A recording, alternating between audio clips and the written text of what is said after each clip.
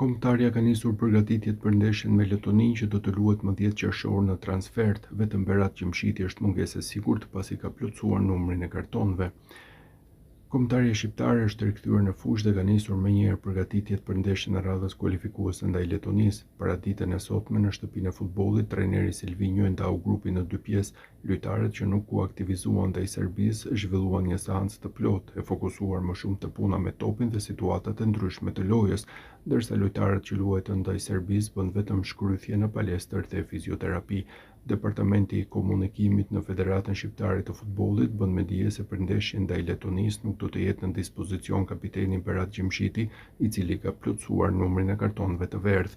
Ekipi do të udhëtojë pasditën e sotme drejt Letonisë. Ndeshja Letoni-Shqipëri do të luhet të martën më 10 qershor në stadiumin Skonto në orën 20:45.